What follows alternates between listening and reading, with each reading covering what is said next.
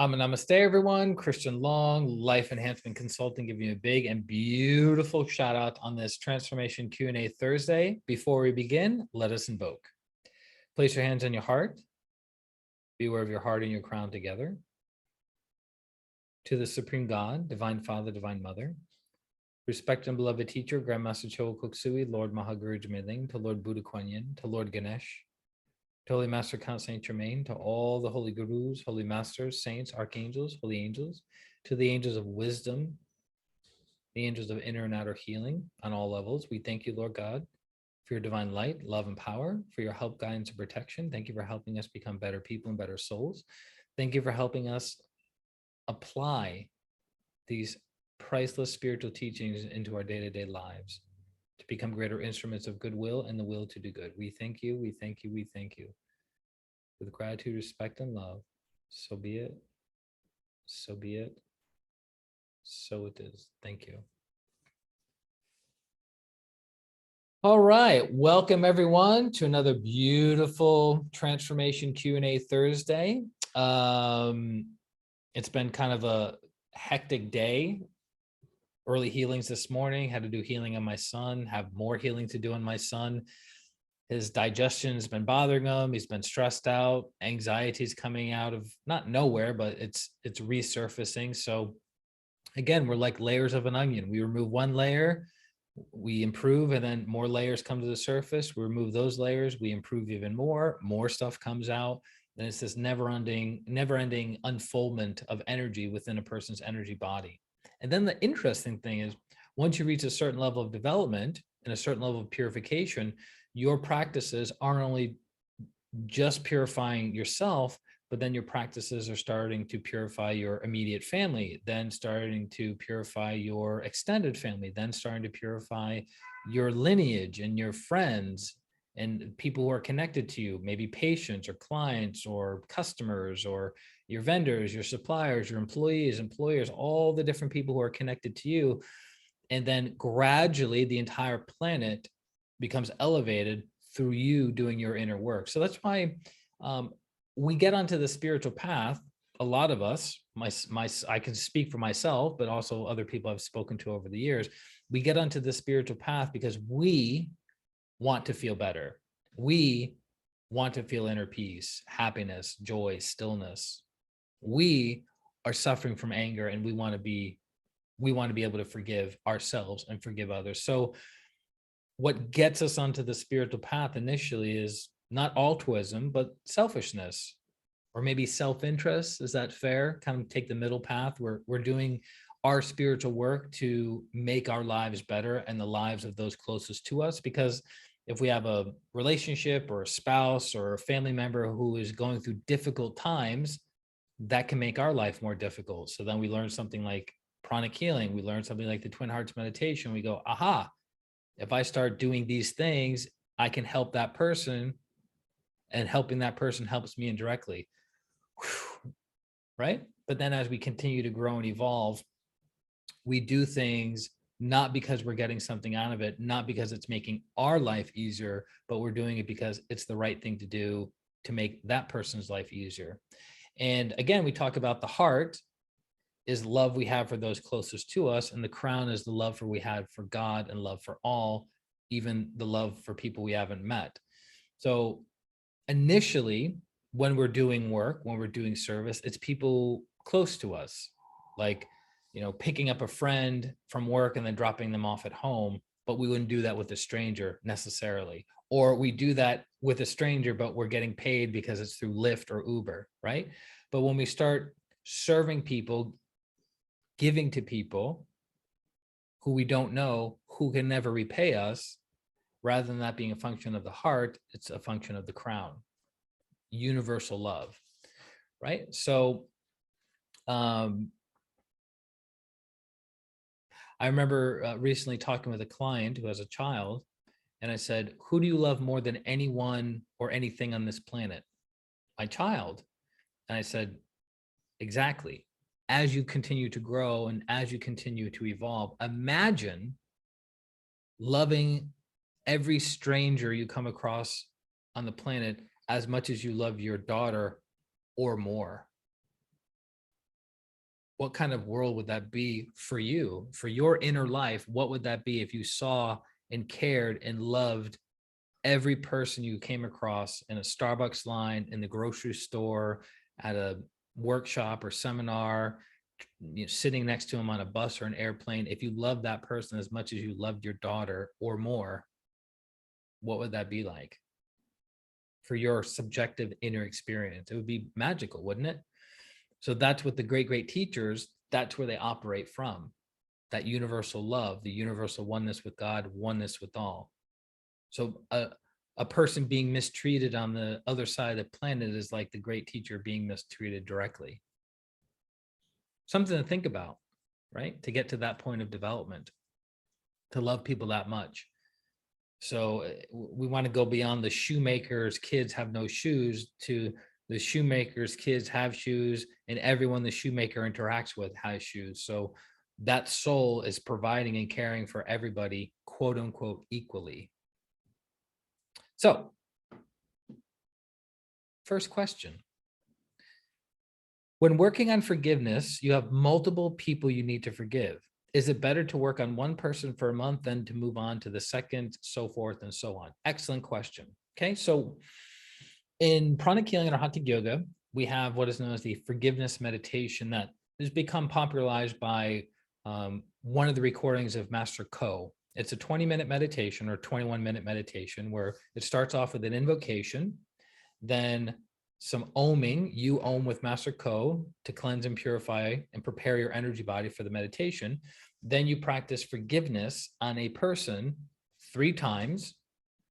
You disconnect, and then you have your hands in your lap, palms facing up, and then you receive healing for 10 minutes. So 10 minutes of forgiveness, 10 minutes of healing, and then the Thanksgiving prayer. And that's pretty much the forgiveness meditation. I've recommended that meditation to, I think, every client, at least for the past 5 years, because it's super, super important. Master Chogo Koksui says forgiveness is therapeutic. Forgiveness heals, right?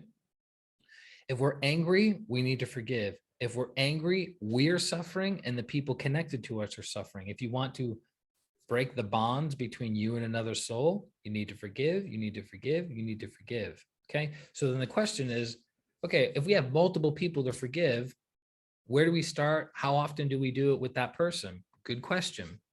In general, my recommendation for people using principles of numerology, when you practice forgiveness, you take one person. So let's say you're going to do your mom or your dad. You take one of them, you forgive them in that meditation, the 21-minute meditation. You forgive them 3 times in that meditation. And you do that 7 days in a row, not 3 days in a row, not 2 days, skip a couple days, and then do 5 days to make it equal 7, but 7 consecutive days in a row. Isn't that redundant? 7 days in a row on one person. Now, in general, the more karma you have with that person, the older the hurt, the pain, the trauma with that person, the longer you need to do forgiveness on or and towards that person. So let's say it's your parent and you have 20, 30, 40 years of pent up frustration, anger, hurt feelings, criticisms, all this stuff. It's most likely going to be more than a week, right? So you would do it for a month in that respect. So every single day you work on forgiving that person for a month, then you take a break. I don't recommend people do a 21-minute meditation and then do 3 different people within that 21-minute meditation, or they do the meditation in the morning, they do the meditation in the evening, they meditate, they forgive this person in the morning and they forgive this person in the evening. I recommend people focus on one person and then do forgiveness on that person. Now, how do we validate that we have forgiven the person sufficiently after a week or after 30 days? Number 1, we have more inner peace. Number 2, when we think or feel that person, we don't feel that tightness or triggering energy in our solar plexus. Number 3, we can validate it through scanning, which we're taught in basic pranic healing. So you can scan the person's main chakra normally. What is the person's main chakra, which is connected to forgiveness, feel like normally? And then think of that person that we're angry with. And if your main stays the same, you've pretty much forgiven them. If it expands exponentially, you have more forgiveness to do. And if it's only gotten a little bit bigger, still some more forgiveness, but not a lot more forgiveness, right? So you might be saying, all right, I've done 3 days of forgiveness. I don't feel anything. I don't see anything. I'm not lighter. Nothing's changed. Keep doing it for the 7 days. Because I've consistently seen in my own life and the lives of clients, hey, nothing happened on day 1. Nothing happened on day 2. Nothing happened on day 3 or day 4. And then day 5, the floodgates open up and the person just pours out all this deep hurt and pain and trauma and long, long forgotten memories of what happened 20, 30, 40 years ago. Okay. So you have to be diligent and consistent and persistent in your practice, right? This is connected to courage of the Sphinx, the daringness to keep moving forward, right? Because you dare past the boredom, you dare past the fear, you dare past the uneasy feeling of uncertainty of is this the right thing to do? Should I be doing this? Should I not be doing this? Maybe there's a better technique. Maybe there's a faster technique. Nope. All of those things are designed to get you squirreled off the tracks, go somewhere else. Just follow simple instructions. If you have lots of trauma with this person, forgive them for a month. Not so much, forgive them for a week and then move on. Okay. And then you can always add another person. So when you're done with a week, add another person, do them for a week. When you're done, add another person. Or you have your parent, your father, you do for a month, your mother, you do for a month. Some memories are still coming up with the dad, then you do him for another week at least. And you're removing layers and layers and layers of pain and trauma and hurt, and you're developing awareness. With awareness, you can start understanding why that dynamic happened, why your father did what he did, why your mother did what she did, and you start having understanding. And then when you start having understanding, you start having compassion, patience, tolerance. You have more forgiveness, and then you have inner transformation. Very, very important, right? So I don't recommend doing multiple people at once because you get distracted, you get lost in the sauce. Focus on one person and go very, very deep instead of surface level. Again, this is the challenge that we talked about before: constancy of aim and effort and non-laziness. You can't have too many aims. All right, I want to forgive everyone in my life, and I'm going to do the forgiveness meditation on 5 people, and I'm going to do it 5 times a day for the next 15 days. It's too much. It's too much. You're going to get, you're going to probably purge too quickly. You're going to become overwhelmed. You're going to become frustrated. You're going to become impatient that you haven't transformed your life in a week's time, even though it's 30 years of trauma, and then you give up and then you don't even move forward on it. So pick one person to meditate on for 3 times in the 21-minute meditation for 7 days at least. If it's more trauma, 30 days, and then move on to the next person. Okay. I hope that helps. It's a great meditation. Next one, I'm ambidextrous, meaning I can use both hands equally. I wrote with my left hand on paper, my right hand on a chalkboard, and I can use power tools with both hands evenly. I generally use my right hand for healing. I saved up and got my first healing crystal. Yay, to stepping it up. Which hand do you recommend I learn to hold my crystal in? Very good question, which I'm surprised it had to have been covered in your pranic crystal class. Had to have been. Or in one of your basic advanced psychotherapy. So again, in general, the order at which we take pranic healing classes is you take pranic healing 1, which is learning pranic healing. This is a chakra. This is how you scan a chakra. This is a chakra that's depleted. This is a chakra that's congested. This is how we clean a chakra. This is how we energize a chakra, right? And we use white energy.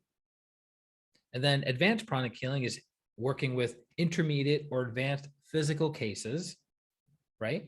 And using colors, which accelerates the healing rate 300 to 400%. Then you have pranic psychotherapy, how to use electric violet light to heal a person's emotional or mental body from addictions, phobias, stress, anxiety, depression, suicidal tendencies, things like that. And then the 4th class, this is You can kind of take basic and maybe advanced and then crystal, but in general, that's kind of the step 1, step 2, step 3. And then the 4th class, pranic crystal healing, which is you understand crystals, the different types of crystals, a laser crystal with gold, an extractor crystal, a disintegrated crystal, quartz ball, rose quartz ball, amethyst ball. What are the different functions of these kinds of crystals and how can we use them in our healing practices? So the question is, now I own a laser crystal. I can heal with either hand. Which hand should I hold the crystal in? Ready? Doesn't matter if you're ambidextrous. The left hand, the left side of the body is the receiving side. The right hand, the right side of the body is the yang, the giving side, the releasing side, the energizing side. Ta-da! We have our spleen in our lower left rib, not in our lower right rib where our liver is. So we absorb energy through this way, through the left side. We give energy through the right side. So you're going, well, I'm left-handed, so I should reverse the way I hold the crystal. No, I'm ambidextrous, so it doesn't matter which way I hold the crystal. No. If you're holding a rose quartz ball in your hand to soften your energy or to bring down more energy, it's in your left hand because it's the hand that receives. And then the laser crystal that you're using to do the healing on, the projecting on, you hold it in your right hand, regardless of whether you're ambidextrous, you're right-handed, or you're left-handed. Okay? So the rose quartz ball, you can hold in your left hand to pull down more energy and to change the quality of the prana coming into your system and then going out of your system. And then you hold your healing crystal, the crystal that projects, or your hand that projects, in the right hand. Ta-da, easy peasy. So it's not whether you're left or right-handed, it's how energy flows in, through, and out of the body. Make sense? Excellent. Very good question. That question should have been covered in one of your basic classes. Next question.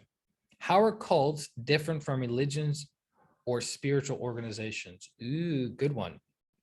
I've heard this before over the years of pranic healing and or hatha yoga. Pranic healing is a cult. And I'm like, let's see, when I did transcendental meditation, I heard that was a cult. When I did the Landmark Forum, I heard that was a cult. When I did Psi seminar, I heard that was a cult. When I was part of this network marketing company, I heard that was a cult. Very interesting. It seems like everything I've been involved in over the course of the past 25 years has been a cult. Interesting. Okay, so let's clarify some things. What is a cult? What is a cult? A cult, right? We're talking in generalities and we're going to more connected to the energy of what's happening. A cult is where you have a leader who has a strong ajna that pulls energy from the followers to empower him or herself. So the cult leader has a big ajna that plugs his or her ajna into the ajnas of the followers to siphon energy from them, to strengthen that person's will, to make them do what that person has a self-interest in, right? And typically it's for gaining fame, fortune, sexual access. In general, that's mostly what it is.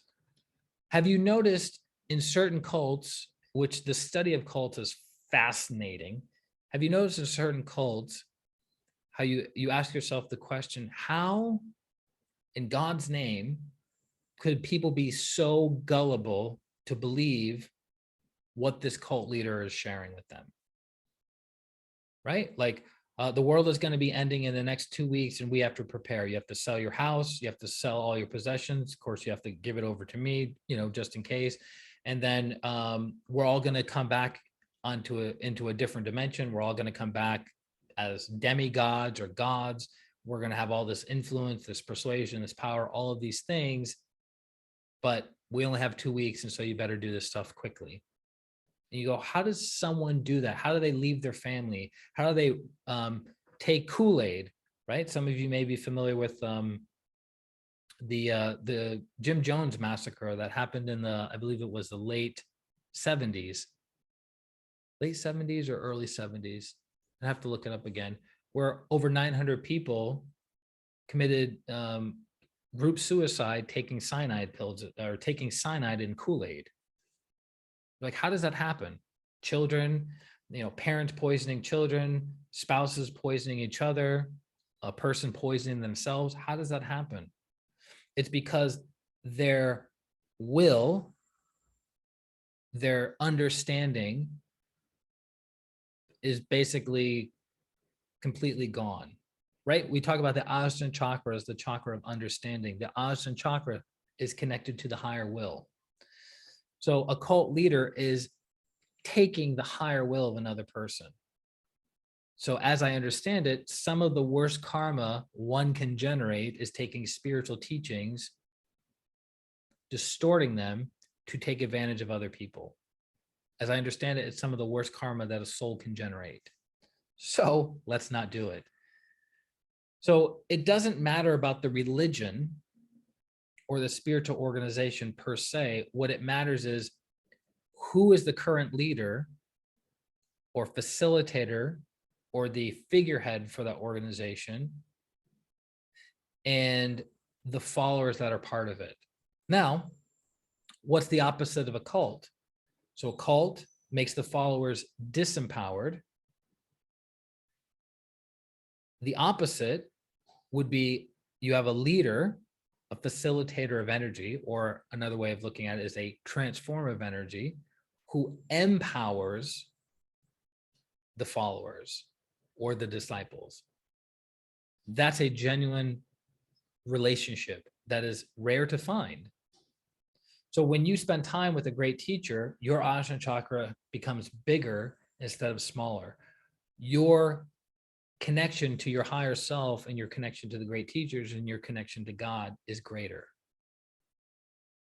But as soon as the person starts thinking that they are the source of the energy, it's all about what that person wants, me, myself, and I, and it's not for the betterment of humanity, but for the benefit of the individual, the facilitator, the figurehead. The followers become disempowered. So that's a quick way that we validate that within pranic healing. Hey, when I'm with this person, my ajna expands, my crown expands, my spiritual cord expands, because that person is a transformer of energy for me. Whenever I spend time with that person, I doubt myself, I question myself, my spiritual cord gets smaller, my ajna gets smaller. Maybe this isn't the right person for me. Maybe this isn't the right group for me. Maybe this isn't the fill in the blank. And as I understand it, if a person becomes a follower of a cult, that person and the cult leader, the follower and the cult leader, have had dynamics with each other for multiple lifetimes. It's like reversal. Like, all right, you controlled me this lifetime. Now the karma has to neutralize itself. I'm going to control you this lifetime. And it goes back and forth, back and forth, back and forth until somebody breaks the cycle of the dynamic of empowering and disempowering and practicing forgiveness, practicing gratitude, and then the lesson is learned and they don't see each other anymore. So if you see some followers who've left cults who have forgiven the cult leader, the person has inner peace and the person moves on with their life, versus the person who was in a cult, got out of the cult, and still has a tremendous amount of anger, resentment, criticism, and judgment towards the cult leader. Guess what? That person doesn't have inner peace and that person doesn't move on with their life. Make sense? So even if you were in a cult and taken advantage of, you still have to forgive. Even if you were in a cult and you lost your money, you lost your relationships, you lost your house, your car, your dignity, your self-respect, all of these things, guess what? You still need to forgive. Why? So you can have inner peace and so you can move on with your life. Right? Really, really important. But if that person that was in the cult, left the cult, doesn't forgive, they're going to be reconnecting with that cult leader next lifetime, to work out the details, to neutralize the karma.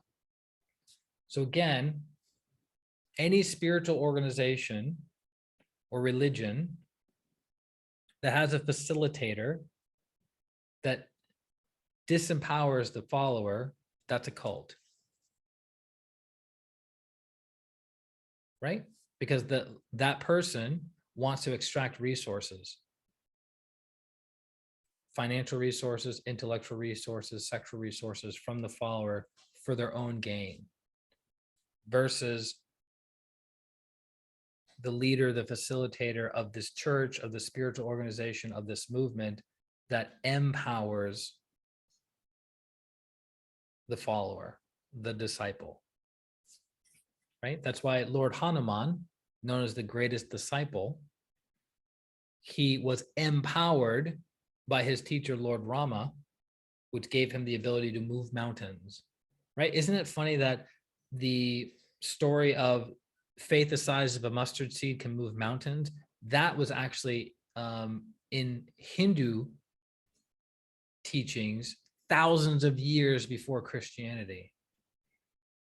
But truth is universal, and they just happen to use, in essence, the same metaphor, that when you are close to your teacher, when you are close to God, you are empowered to do great things in the world. But when you make it about me, myself, and I, you have to struggle, you have to work very hard to overcome the obstacles, the inner obstacles and the outer obstacles to achieve, right? So that's a big, big thing. So whenever somebody says that's a cult, ask yourself the question, the person that is in that cult, is their life improving? Are their relationships improving? Is their health improving? Are their finances improving? Do they have more inner peace, happiness, and joy? Are they less fanatical? That's another indicator of a cult. You become fanatical. Pranic healing has never said to any student anywhere in the entire planet, oh, you have a family? Well, we need you to leave your family, sell all of your possessions, and we need you to heal people full time without pay.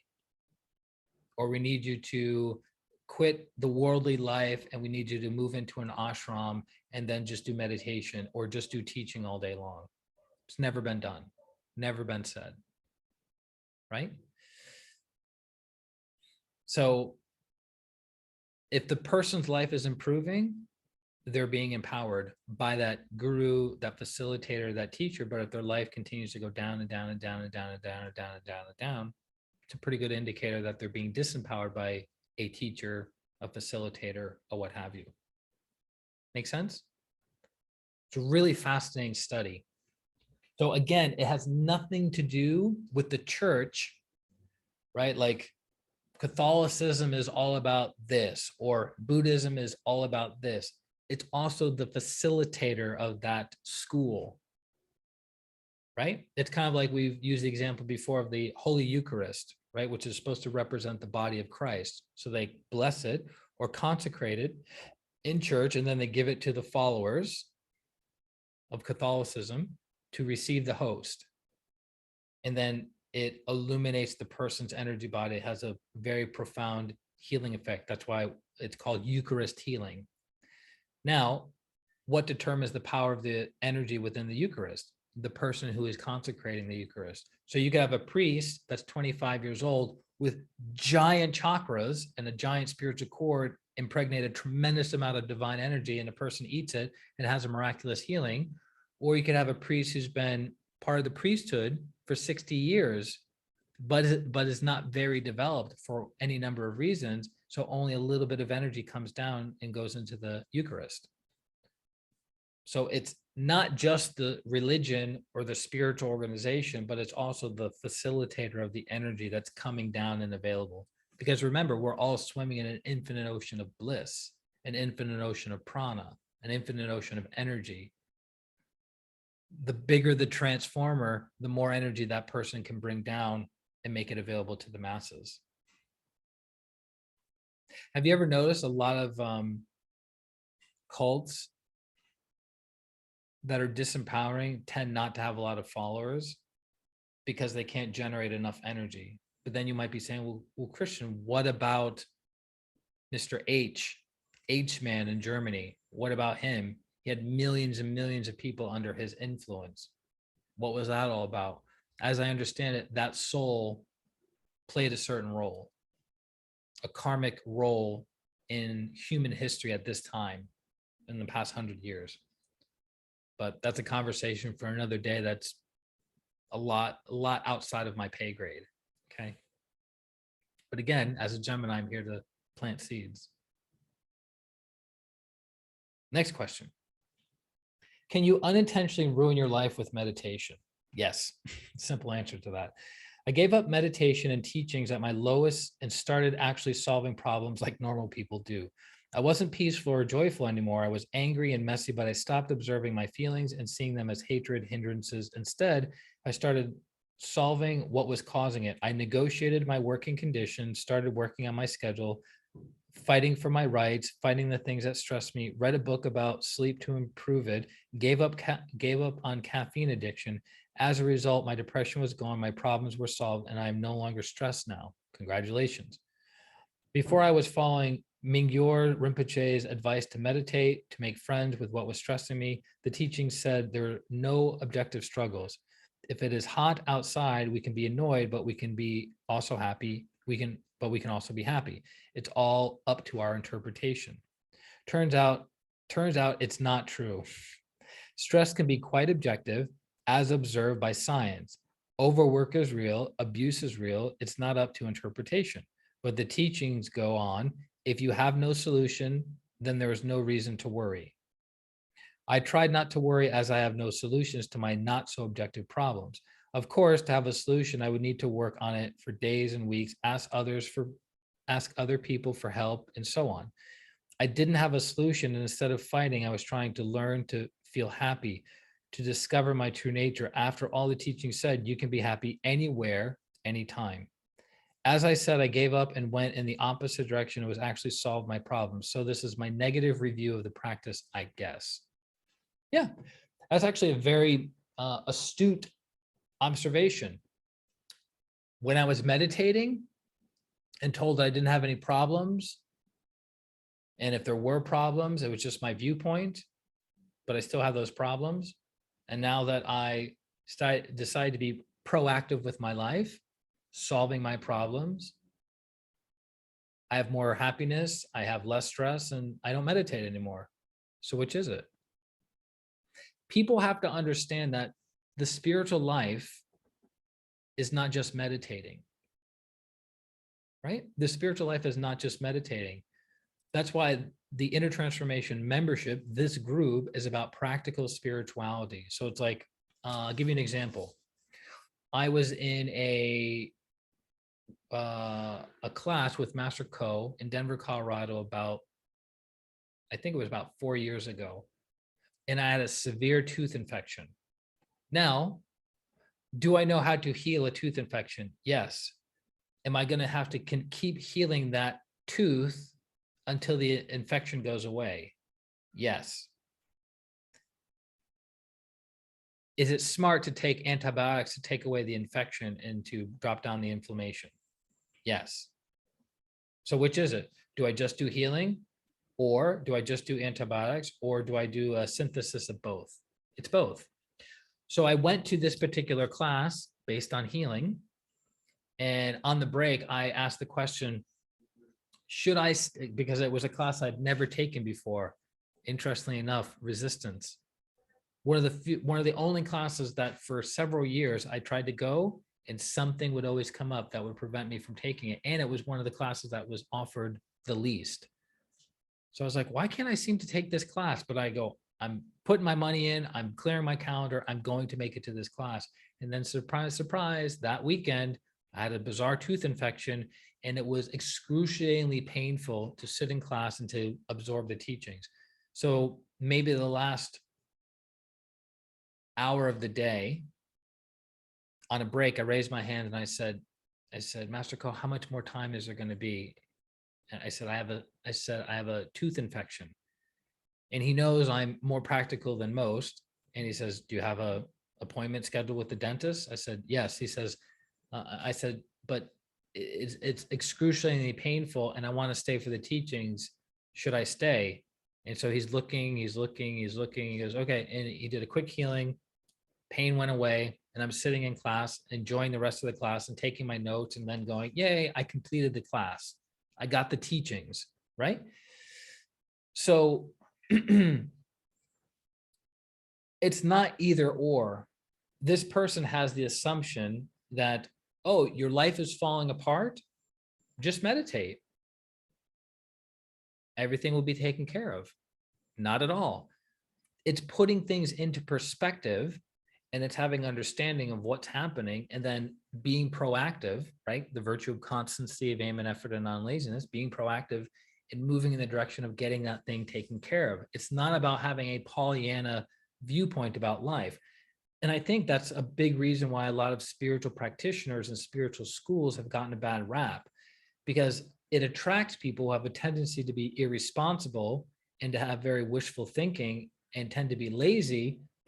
So they get onto the spiritual path and they go, well, I'm just a Taurus, I'm just a Gemini, I'm just a Scorpio. This is who I am and how I am. It's like, but you're abdicating your personal responsibility and your free will over to an excuse, over to rationality about an astrological sign. That's not intelligent. It simply means the astrological sign is telling you what your tendencies are and how to work within your limitations, and to maybe you need to work a little bit harder here, and you need to be work maybe a little bit less here. So for instance, as a Gemini, I'm good at brainstorming and I'm good at communicating. It's a tendency. It's a self-evident tendency. I don't have to really work on being a good communicator. I've always been a good communicator, but maybe I'm not very grounded in some of my brainstorming sessions. So that's why I go, okay, what would a Taurus do? Or what would a person I know who's more grounded, more practical and realistic, what would they do? Right? The Lord Buddha was a Taurus in that incarnation. So it's like, okay, I need to be more practical. I need to be more systematic. I need to slice this target into manageable bite-sized pieces instead of this highfalutin can conquer the world in a single jump kind of thing. Not practical, right? So again, spirituality is not just meditation. So everything that this person did would be what a person who is developed does, right? So Grandmaster Chogyam Sui says an arhatic yogi is someone who has an intelligent mind, a loving heart, and a powerful will. So this person is demonstrating spiritual qualities by being willful, by using the intelligent faculty. What's the problem? How can I solve the problem? And then being willful of applying, getting feedback, changing a little bit, applying, getting more feedback, changing a little bit more, and then you get the ultimate solution. So that is what a spiritual aspirant does. That is what a disciple does. A disciple doesn't say, I'm disempowered, or a disciple doesn't say, I'm just going to meditate. I can't say this though. What's the purpose of meditating in this context? You have a problem at hand. You don't know how to solve it. So what do? Why would you meditate first? Because by meditating, what happens? Your spiritual cord expands. You bring down a tremendous amount of intuition. You bring down energy that cleanses out lower vibrational thoughts, lower vibrational feelings, so you can see the situation more clearer and calmer, and then hopefully make a better decision. How many of us have made decisions in angst or frustration or anger or fear that tended not to give us the best fruit? Right? So it's not, do I meditate or not meditate? It's, I do both. Like the Quakers figured it out. Pray and move your feet. So connect to God and then do your work. So this person was initially doing the connect to God, but he was thinking, I just need to connect to God and everything else will be taken care of. Well, the birds are provided for, but nature doesn't put the worm in the bird's mouth. The bird has to go out and make it happen, right? So again, this is looking at it from accurate perception, correct expression.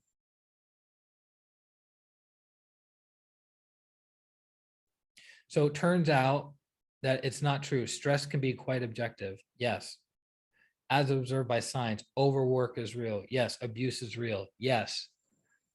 But, or I should say, and, because we don't want to negate, and it's based on your viewpoint. How can you have one person goes into war and kills people and then comes out of war and lives a healthy, functioning life, and then another person, like my father, goes into war, kills people, comes back, and can't function for the rest of his life?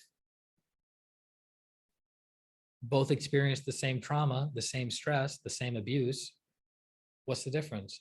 It's the viewpoint of the individual, right? And it's the karma as well. So again, it's not about burying your head in the sand and being Pollyanna that I have no problems. But it's also going, well, wait a minute, I'm stressed out, but another person who would be in this situation wouldn't be stressed out. So they must have a different, you could say, genetic structure, but they could also have a different viewpoint. I remember when I got into business, and one of my biggest fears ever was to be sued. I was like, we're not going to make that much money anyways. And then if we get sued, then all the money we're going to be making and then some is going to be going to paying the attorneys. And then we make no money on the deal. This is when I was doing real estate. That was my viewpoint, which was causing me what? Lots and lots of stress, lots and lots of anxiety, which was real to me. It was real to me. But then my partner, who'd been in business for 25 years, been a real estate investor for 15 years, we would get that call, so-and-so, I would be like, so-and-so is getting their attorney, they're sending us a letter tomorrow. He'd be like, and so? And I was like, aren't you worried? No, not at all. I was like, he must have a different viewpoint of mine than mine. My viewpoint is causing me stress and anxiety. His viewpoint is like rolling with the punches. And sure enough, his viewpoint was accurate. Because I learned, I gained understanding of how attorneys are used as a mechanism in business and in real estate investing to get things done. I was like, huh, makes sense now. Because neither side ultimately wants to involve the attorneys on a full-blown court level. Because then you're looking at thousands of dollars with the potential of getting some of the money back. Not worth it. You definitely have to pay the thousands of dollars in legal fees, but you may or may not get a percentage back of what you're suing for. So it goes back to viewpoint. So again, this person, it's not either or. And it's unfortunate that this person thinks that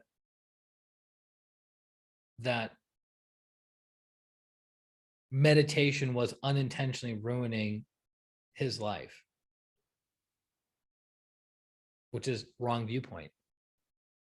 Because I can tell you wholeheartedly from my life experience and the experience of many people I've worked with over the past 18 plus years, when life is falling apart, this has been my experience, when life is falling apart, I sit down, I do very specific meditations,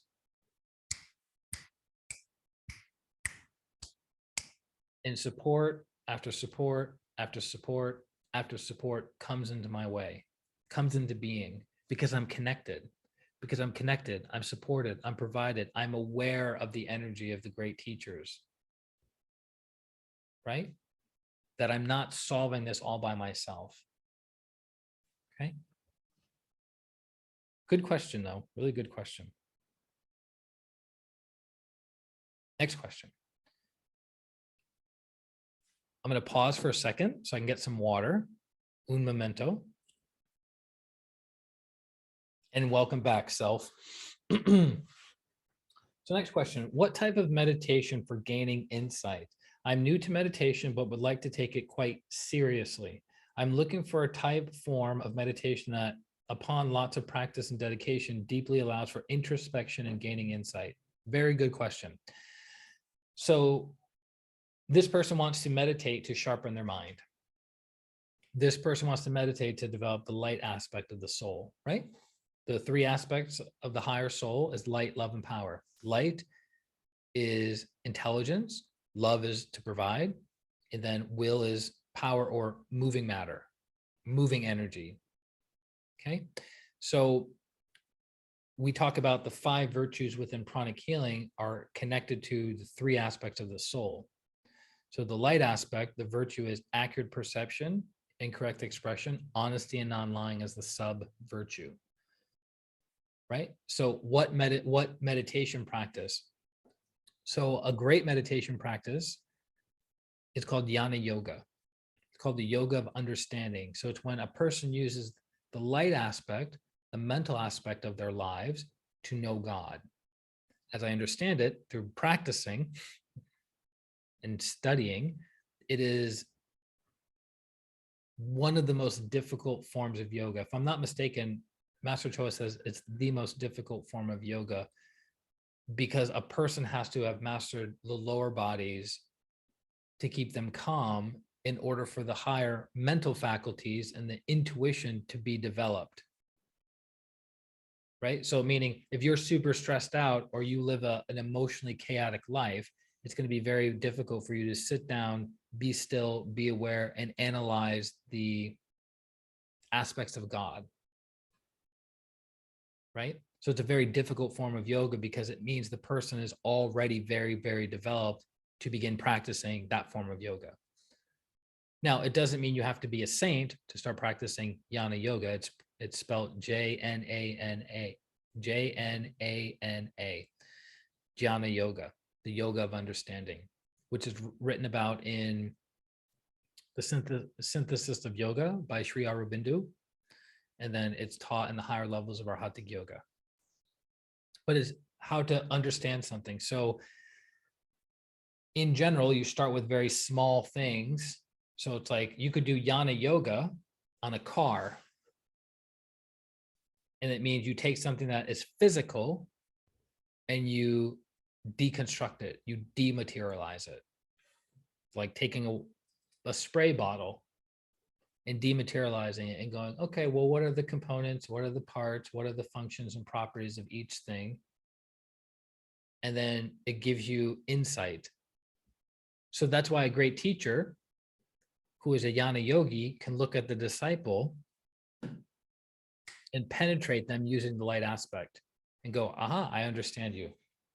I know why you're stuck, what it takes. This is, so coaches, and there's degrees of coaches, right? You have a beginner coach, an intermediate coach, an advanced coach, a master coach.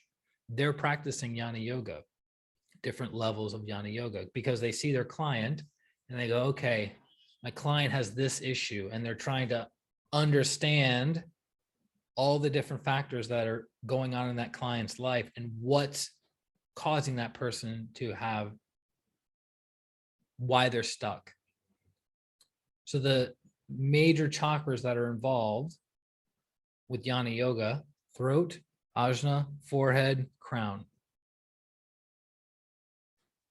So those are the upper chakras. Well, the upper chakras aren't very activated and or developed with most of humanity. So you can see why it's very difficult to be a good jnana yogi. And it's really fascinating because my mentor and I broke it down into greater detail of like, what is a jnana yogi doing? How do they know what they know? How do they have understanding through their chakra system? And it's fascinating. You guys are part of this group, right? The Inner Transformation membership, which is doing what? Helping you develop the light aspect, helping you develop understanding, wisdom, and then inner knowing, right? You're developing the upper chakras. But we also make things practical, which is the lower chakras. It's like, okay, great. We use the forehead chakra to discuss about the cosmos and interdimensional beings and inner ashrams. It's like, okay, now that you have that knowing or wisdom around it, what are you going to do with it? How are you going to apply it into your day-to-day life? I don't know. Well, then what's the point of learning it? right? You're here to learn to improve your current life, not your 100 incarnation life. So I would recommend Jnana Yoga. Do lots of reading from Krishnamurti, reading from Rudolf Steiner, reading from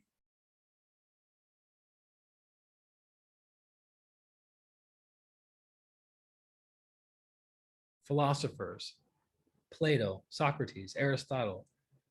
Great teachers have the light aspect developed within them. So just reading their literature, even if you don't fully understand, the light aspect will be stimulated. But again, what do you have to watch out for when you're developing the light aspect? Pride, pride, pride. Because you start knowing things that other people don't know. You start understanding things that other people can't understand. So then you start thinking, what? You're better than other people. You're superior to other people. Not accurate. And so then pride cometh before the fall. Doop, something happens and then your life falls off the rails. So you have to be aware of that. That's why it's recommended to work on pride daily. Negative pride. Work on negative pride daily. Next question.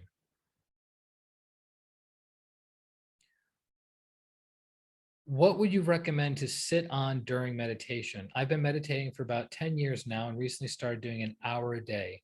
Congratulations. The problem is my lower back isn't a huge fan of it, but I realize it's mostly because I use an office chair with a pillow to sit. I recently made the switch to sit on the armrest of my sofa, which has been uncomfortable, but kind of awkward how it faces my desk.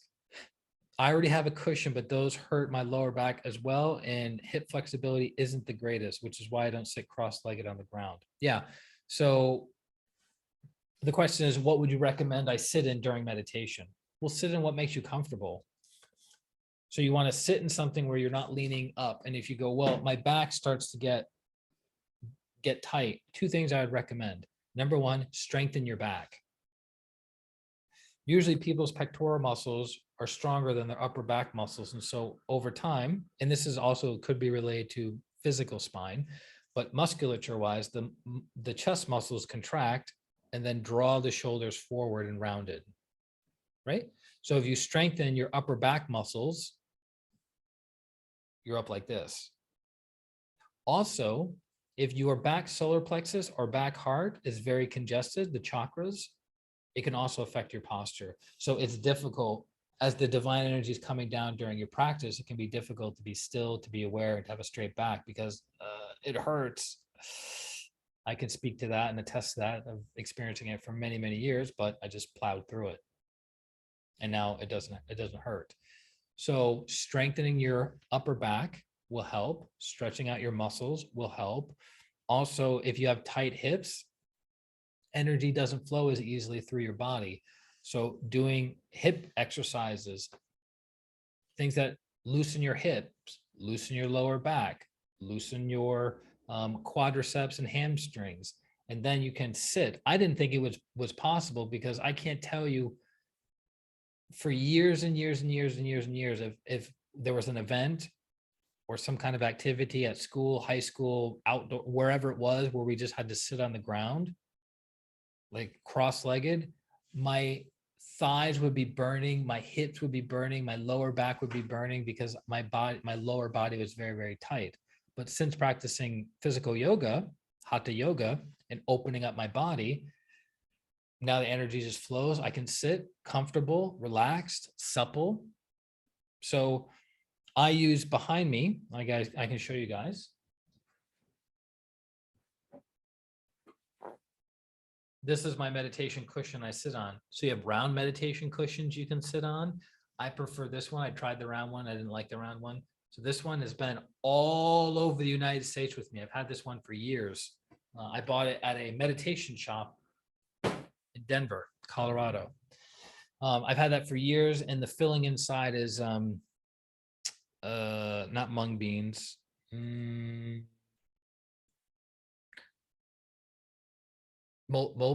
Is it mulberry? I'm forgetting. It's not super hard. It's kind of soft and nice to sit on. But over years of sitting on it, you push out You push it out, it pushes out and comes out in dust. And then over time, you have to fill it back up. Funny enough, the place I bought it from, they're like, lifetime of free refills. And I'm like, well, I'm not going to be here forever. And I'm not going to ship my meditation cushion to you guys. So I got to find some place in Honolulu that can potentially fill that up at some point.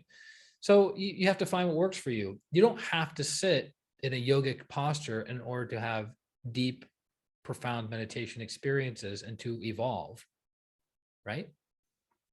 It helps if you can sit in a full lotus position or a half lotus position, but you can just sit in a normal, comfortable chair. And, we talk about the Ganesha technique, modified Ganesha technique, where you take your left heel and you bring it backwards. So it's directly under your perineum. And then you keep your right foot where it is. And that's it. You don't have to like get into some difficult position. So either A, sit in a position that's comfortable for you and do your practice, or B, start strengthening and stretching your physical body out so you can sit on the ground with nothing and be comfortable, right? But again, it's more important to meditate on the meditation than to meditate on your discomfort, right? So if you're sitting and you're like, God, my lower back is killing me, then take care of the lower back issue before you start meditating. Also, we don't recommend that you meditate lying down, because when you meditate lying down, you're compressing the back channel and there's a tendency to fall asleep. So you're not getting the full benefit of the meditation, right? So you don't want to lean back on a chair, but there's many, many different tools. So it depends on what you need, want, and desire, what your objective is. But I would say above anything is being comfortable in your meditation practice. There's a lot of austerities within the spiritual world, especially if you're looking at the Hindu culture and the Buddhist culture, about this minimalism everything, like being able to deal with nothing because this world is nothing, right? So it's like they have a tendency to self-flagellate in their practices. So if you work up for months and months and months to sit in very uncomfortable positions without being bothered, you dedicated your time to mastering the physical body, which is a level of truth. But what about meditating, being comfortable, and mastering the higher bodies? What's more important? So it's really up to the individual what they want to sit on. I would recommend sitting on something that's not going to keep moving. So maybe the cushion you were sitting in an office chair with the pillow, maybe the pillow keeps shifting all the time. Also, where you sit on in your meditation practice can get congested. So you have to be aware of that, right? So you could be meditating in congested areas. So you want to make sure your meditation cushion is clean, your meditation spot is clean, not just physically, but also energetically. Okay? Because your perineum, your root cord, absorbs energy, for better or for worse. Next question. Why did this happen 2 weeks after meditation? I've been meditating consistently almost every day for quite a few months now and saw massive improvements in everything. Congratulations. My anxiety pretty much completely went away. Depression had improved, was overthinking less, and overall just felt much better. There were still some things happening in my life circumstances that affected me quite a bit still, but I feel like I was able to deal with them much more effectively. And since getting over those situations, overall mindfulness has helped me stay present and focus on each day and not look into the past or the future too much. Excellent. Staying present, right? Not regretting the past or worrying about the future. Also, I had IBS, irritable bowel syndrome, which almost completely went away when I started meditating. Anyway, I haven't meditated in about 2 weeks due to a loss of motivation and other external situations making me feel like poo. And I know I know now more than ever I should have continued meditating, but in these 2 weeks I have really struggled sleeping. My anxiety has started coming back a bit. I've been caught up in overthinking more than usual, and worst of all, my IBS came back today. In fact, while writing this, I'm trying not to poo my pants. Not meditating didn't solely cause these issues, but lesson learned. Always meditate every day, no matter, even if it's just for 5 minutes. Not really a question, it looks like, more of a statement in the power of meditation, which is really, really good, right? Which that person, through their practice, gained awareness, gained understanding, and now can make better choices. But if he or she never did their practice, what are they basing it on? Right? So it's like, if somebody hasn't had Kundalini syndrome, they don't know how to help another person through Kundalini syndrome. So that's why Grandmaster Choa Koksui says, people who have suffered hardships develop compassion and a sharp mind. Not always, but they can develop a sharp mind, because it's like, this sucks, I got to figure a way out. Now I'm at another point that sucks and I got to figure a way out. And now this point sucks and I got to figure a way out. So as you keep overcoming, you're developing the will. And as you keep finding solutions, you're developing the light aspect. And then as you're not stepping on the backs of other people, generating negative karma, and you're giving and you're serving, you're loving others, you're also developing the love aspect, right? So our suffering is evolutionary in its effect. So this person was suffering, started meditating, their suffering went dramatically down. Then they got lazy, they got distracted, they forgot, and then the suffering started to go back. And the person had enough awareness to go, wait a minute. When I was meditating, my life was improving. When I stopped meditating, my life went down in the gutter. Interesting. And I can say from my own experience as well, that if I don't do my higher practices for a period of time, for whatever reason, and then I go back to the higher practices, I'm like, whoa, I forgot how potent that was. I forgot how powerful that was. I forgot how transformative that was. And that's enough to keep you in the game, right? So good. So thank you for sharing. How do you find the I during meditation? Is it possible for the ego to spot or know itself? Today I was meditating, and when I had a little bit of calmness, I began to observe and was thinking, I am thinking. I am hearing, and then further tried to see it as I'm hearing through the senses, I am thinking through the mind, but I wasn't able to separate the activity in myself, and it's hard to write it, but I couldn't find who was observing the thinking and hearing. Am I going right because of all I know? It is tricky, and there's a chance I was just thinking all this in the mind. Excellent. So the person is having a glimpse of the, drum roll please, the I am. And of course you can observe the ego. How do we know you can observe the ego? Because you can be aware of the ego. You already can go, there's a separation, because something cannot observe itself. And if you're observing you looking at your hand, then it must mean you're not the hand. If you're observing that you're feeling happy or you're feeling sad, there's a witnessing aspect that realizes it's not the feeling. If you are thinking a thought of who you have to call or an errand you have to run, well, I'm witnessing me having that thought. Well, what the heck is the witnessing? Who's witnessing? The I am. The I am is witnessing.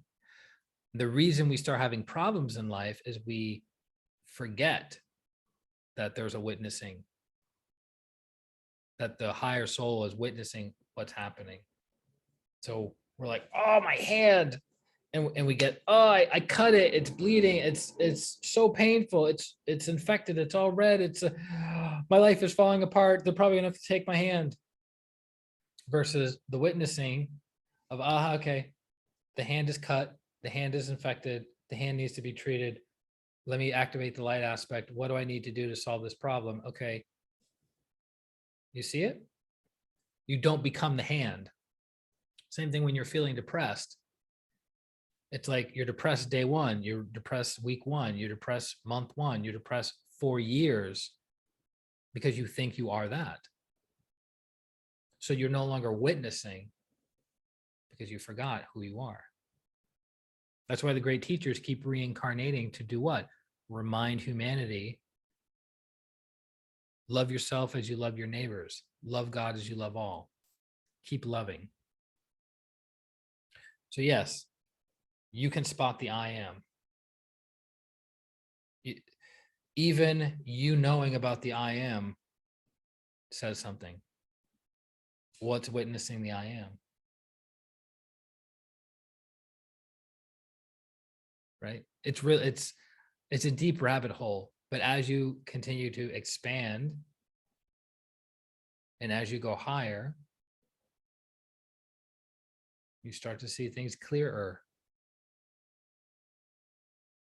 And you go, haha, I see you, little ego.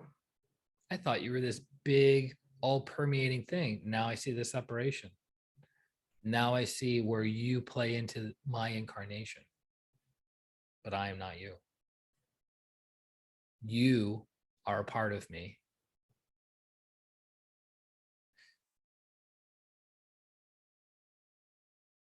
Next question. Why should I meditate? I encountered this question when I was in the middle of a meditation session. Well, there's your answer. I started thinking, why am I even doing this? Is there any benefit which I am going to get by doing this? I've just heard that one should meditate and it's very beneficial, but I've never heard anyone say what the benefits are. I need to be aware of the benefits, otherwise I will not be able to stick to my habit of meditating on a daily basis, as I will keep questioning, what is the point of doing all this to myself while trying to meditate? So this goes back to the classic example that you need a teacher on the spiritual path. So this person obviously got some technique, some meditation technique from an app, from a book, from a podcast, with no teacher attached to that technique to give understanding of like, okay, when you do this technique, the benefits are this, this, and this within this period of time, right? So it's like the Twin Hearts meditation. What does it do? It activates the heart. It activates the crown. It cleanses out negative thoughts and negative emotions. So within less than an hour of your practice, you'll feel physically stronger. You'll be emotionally calm. You'll be mentally sharp and alert, and you'll be spiritually fed. You'll have a sense of fulfillment within your inner life. Are those clear enough benefits? Right? And if you don't experience that in your first meditation, you'll have your meditation teacher come and give you understanding. All right, well, tell me more about yourself. How are you doing the technique? What was your experience? Ah, okay. Da, da, da, da. Putting the pieces of the puzzle together, move forward. So this person doesn't have enough understanding as to why they do what they do. Because what's the purpose of all meditation? Oneness with God, oneness with all. But if you aren't there yet, and you're like, I have stress in my life and I just want to have less stress. And somebody said meditation might be able to help with that. But as I'm meditating, I feel more stress. So it must not be working. Well, maybe you have the wrong meditation. Maybe you have the wrong teacher. Maybe it hasn't been customized to your individual needs, right? Again, the importance of having a teacher. Next question. What is the point of light we meditate on during the Twin Hearts meditation? Okay, so you guys know at the end of the Twin Hearts meditation, we'd be aware of a point of light 12 inches above the crown, or exactly 12 thumbs above the crown, and we be aware of that point of light. And we listen to the mantra Om. We be aware of the stillness and the gap in between each Om, and we let go. And we come back into our bodies after a few minutes. What is that we're meditating on? It's the 12th chakra. What is the 12th chakra? It's the insertion point of the incarnated soul. What's the incarnated soul? It's what makes up our mental body, our emotional body, our etheric body, and our physical body. Excuse me. So that insertion point is the origin point of everything that we identify as, which is funny because it's not what we are.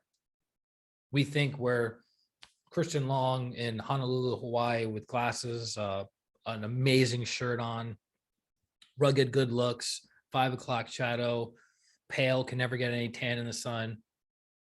I would think I am that, who feels what he feels, who thinks the way he thinks, but I'm none of those things. Those are all an aspect of what the incarnated soul has manifested from the higher soul, from the divine spark, from God. So that's kind of the stepping down of the energies. Easy answer, right? Last question. Dealing with unexpected sounds while meditating. When I hear something I don't expect, I get a shooting sensation from my heart or chest, like a pebble or rock thrown into a lake. It emanates very quickly. It doesn't have to be a car alarm or anything big like that. It can be my heat turning on, or my neighbor flushing their toilet, or whatever. I don't move or anything, but I did notice my heartbeat right after that.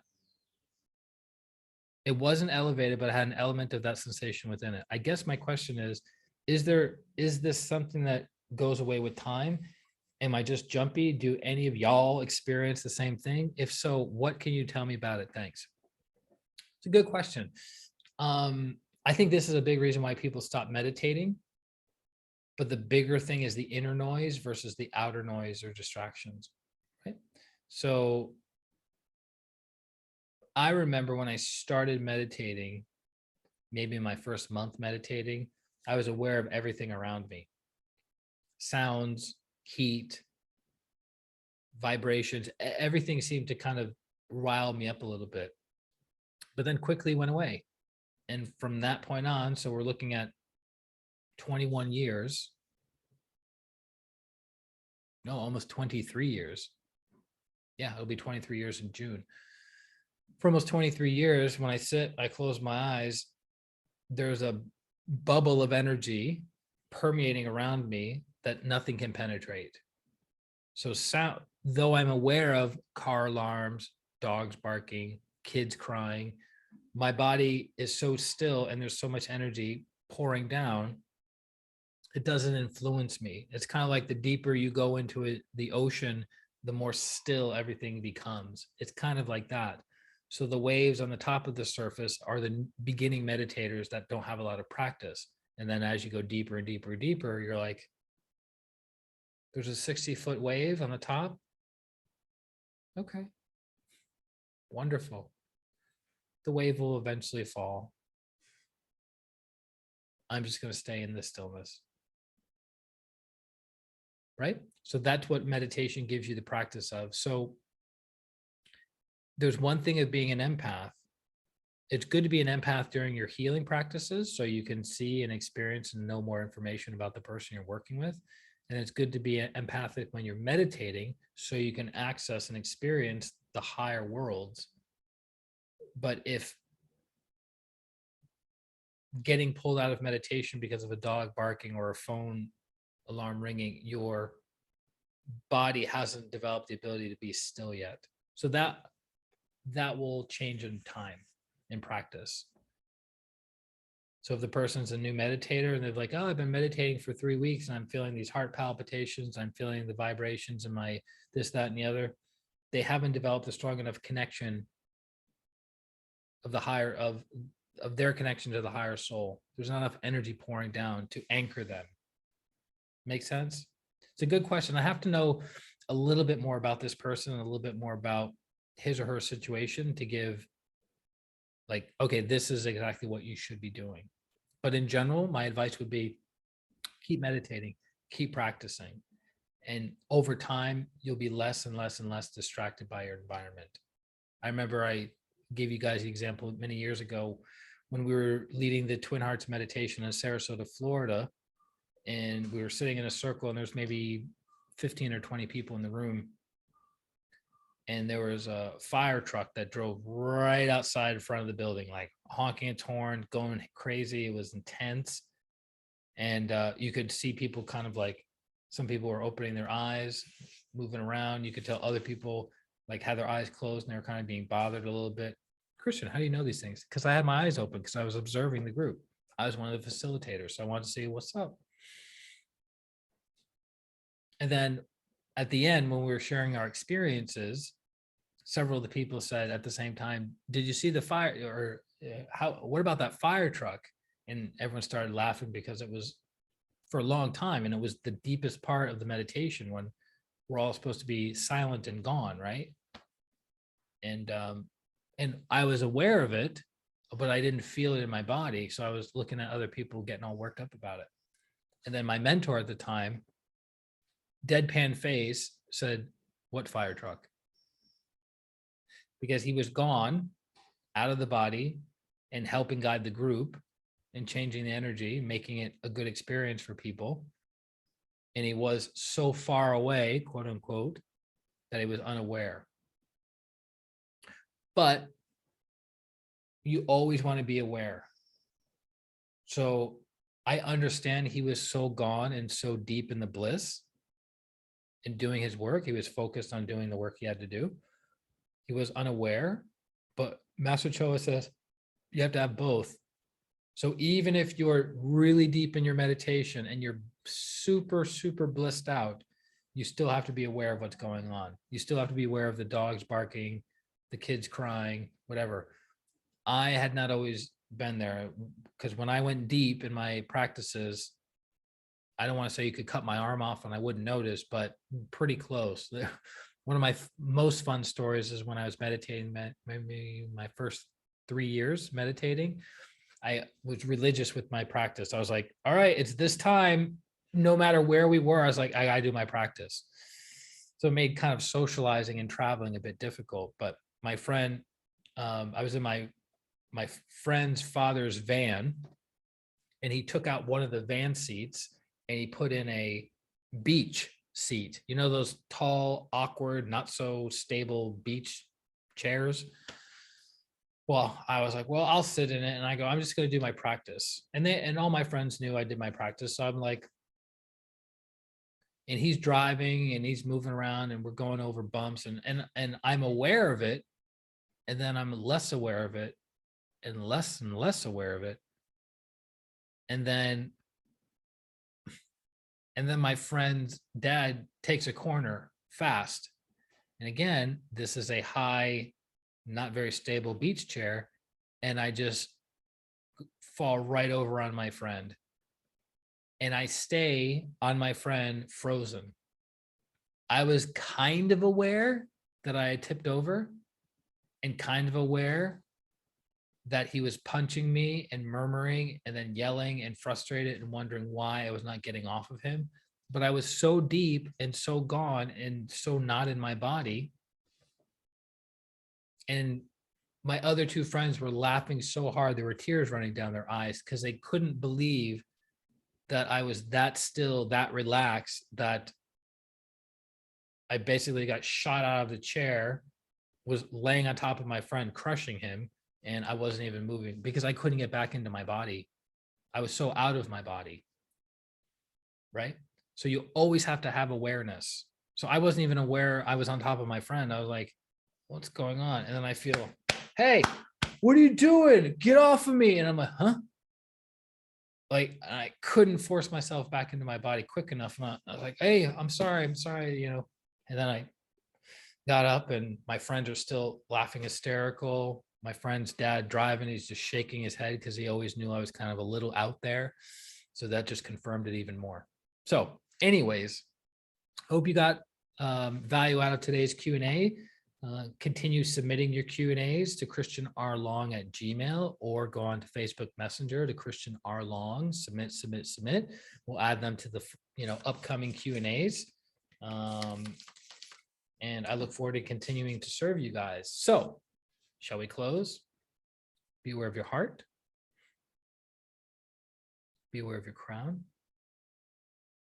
Be aware of your heart and your crown together.